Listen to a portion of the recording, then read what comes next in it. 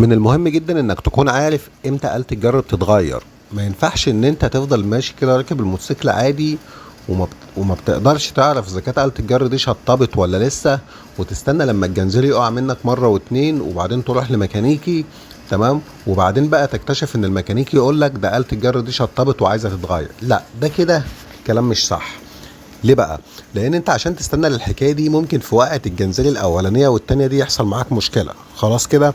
ثانيا، انت لما تكون مش دريان ان آلة الجر اصلا شطبت ولسه الجنزير ما وقعش اصلا، ده معناه انك ماشي المشي العادي اللي هو بتطير عادي، اللي هو بتسابق عادي، اللي هو بتطلع على الصحراء عادي، اللي هو بتجيب اخر الموتوسيكل عادي، اللي هو ماشي في وسط العربيات عادي. ما هو انت مش عارف آلة الجر في انهي مرحله بالظبط. الموتوسيكل ما فيش فيه حاجه بتقول لك ان آلة الجر مش في حالتها، ما فيش فيه ما فيش فيه انذارات بتكلمك في حاجات زي كده. فانت ما تستناش. الكلام ده معناه ما تكون انت مش هتقدر تعرف آلة الجر اشتبط ولا لا، ده معناه انك ممكن تصبح على مصيبه وانت ماشي على الطريق تفوجئ بمصيبه حصلت على طول. فمن الضروري تكون عارف امتى الترس عايز يتغير.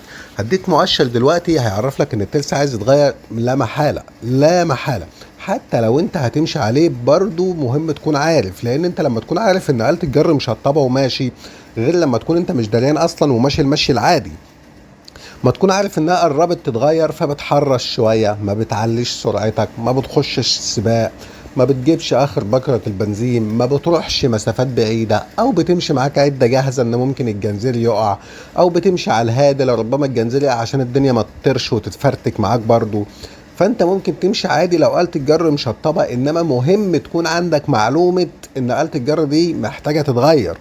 واول دليل معاك او اكبر دليل معاك اما تيجي تبص على الترس الخلفي كده معاك او الامامي، بتلاقي الترس السنون بتاعه الترس بقت رفيعه قوي بشكل ملحوظ. اهو الترس الرفيع قوي بشكل ملحوظ ده محتاج يتغير. دي المرحله الاولانيه، سنون الترس بقت رفيعه قوي. تمام. دي المرحله الاولى. يعني هتمشي تبقى عارف ان انت كده دخلت في المرحله الاولى. بس خد بالك المرحله الاولى بتكون هي اساسا على وشك الاخيره، يعني انت خلاص كده. المرحله اللي بعد كده والاصعب من كده ان يبدا الترس يبقى قصير كمان، يعني بعد ما يبقى رفيع بيتكسر من فوق ويبقى قصير كمان. دي المرحله اللي بعدها. اخر مرحله معاك بقى ودي ما ينفعش توصل لها اصلا، ان بتلاقي السنون بدات تميل، يعني السن مش نازل مش طالع عدل من الترس، لا بتلاقيه مميل بقى. ميل كده. طالما سن الترس ميل فاعرف ان آلة الجر دي الله يكون في عونها قربت يطلع لها صوت وتقول لك غيرني.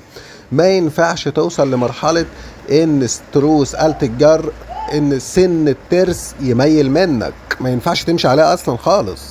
وغالبا الناس مش بتوصل لان السن بتاع الترس يميل غالبا، لانه لما بوصل لكده بيبقى مش عارف، مش هتعرف تمشي اصلا يعني.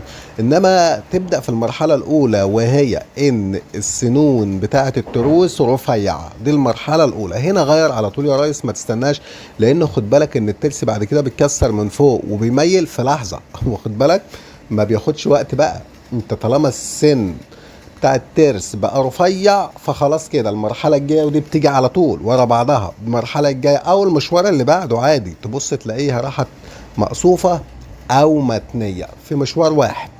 طالما رفعت بيبقى اللي بعده كله جاي ورا بعضه طرقعه في مشوار واحد، ممكن في يوم واحد تلاقي ده كله حصل.